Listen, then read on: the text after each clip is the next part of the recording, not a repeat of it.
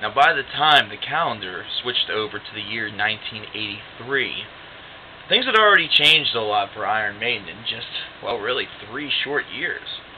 They were now on their second vocalist in Bruce Dickinson, as opposed to the first vocalist that they recorded now with Paul Di'Anno, and they are now on their 4th record.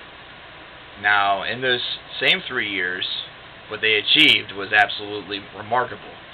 Instead of now playing to perhaps a couple of thousand people at a local gig, the size of their gigs had now grown exponentially, and they were embarking on world tours thanks to the success of their first 2 records and, of course, the blockbuster success of Bruce Dickinson's first record with the band, Number of the Beast. However, the band was also fiercely hard at work on their next project, which would become 1983's Peace of Mind. Now, while the Number of the Beast can be seen as a huge album, totally transitional and definitely the landmark and the trademark album of their traditional 1980s sound, Peace of Mind actually gave birth to a couple of different things. For one, it gave birth to a couple of huge singles: Flight of Icarus, Die With Your Boots On, and The Trooper. These are all 3 songs that you will still hear to this day in their set list almost on a nightly basis in some variety. You're going to hear at least one of those 3 songs, if not 2 or all 3. These are 3 essential songs in the Maiden catalog. But what you have around it are some very interesting titles, such as Where Eagles Dare, Still Life, Quest for Fire, Son of Steel, and To Tame a Land, and Revelations.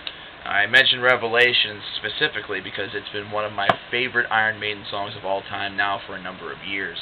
The reason why is because this is actually almost a precursor to that which they were able to accomplish in their second incantation with Bruce Dickinson in the 2000s. That was weird. But at any rate, the revelation of that, as I guess, me needing a cue card. No, I'm just kidding. But at any rate, Revelations is a song that actually exhibits more of a traditional progressive structure, especially in the beginning. Now, it's not something that remains throughout the whole entire track as something that we hear more in the modern age, in the modern era. However, this is the earliest hint that Iron Maiden definitely had that style in them.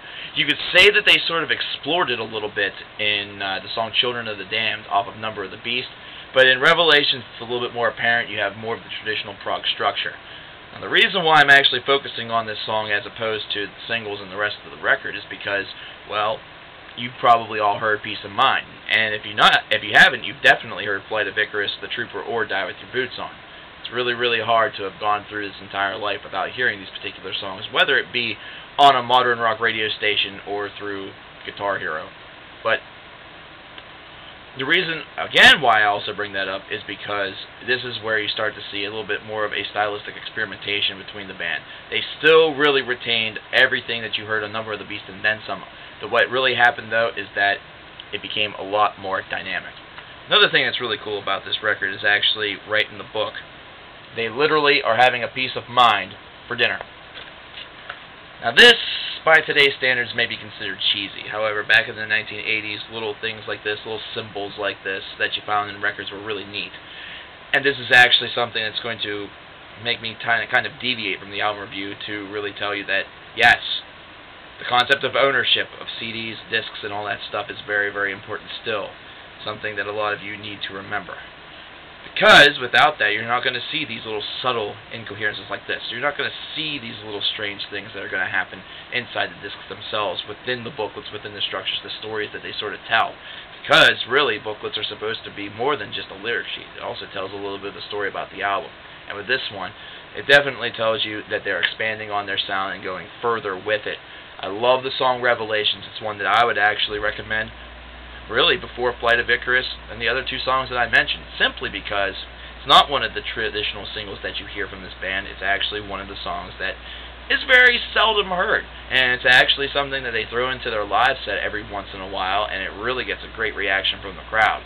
I was fortunate enough to actually see this song performed live in Pittsburgh back in 2004 on the Give Me Ed Till I'm Dead tour, and it blew me away. So, let's recap here.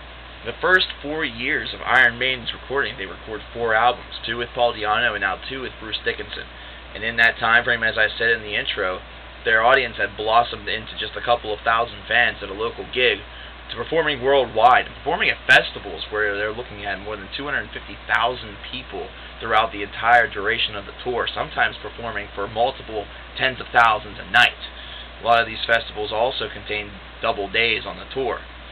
So in just 4 years, Iron Maiden's success really ascended to the ranks of almost heavenly and godly. So something that you don't see that often in bands, and it's the reason why Iron Maiden and the Up the Irons week, not to mention all of the acclaim that they've gotten, why they're one of the last 2 bands left in the Music Madness 2010 tournament, is all true. Iron Maiden has had a profound effect. Peace of Mind is yet another slice where that effect is really seen. Number of the Beast, we saw their ability to write singles that not only were provocative, but also had the ability to really strike the imagination of the listener. Something that they were able to do with their first 2 albums, but it became even more apparent with the air raid siren vocals of Bruce Dickinson. On Peace of Mind, they expanded it more. There's more singles, more things that you hear on the radio, more trademark songs that you see and hear in the Iron Maiden set list. So basically what Peace of Mind is, while maybe it's not as good or as classic as Number of the Beast, it's just as important, because the things that you hear off of Peace of Mind are the things that you're going to see when you see Iron Maiden live.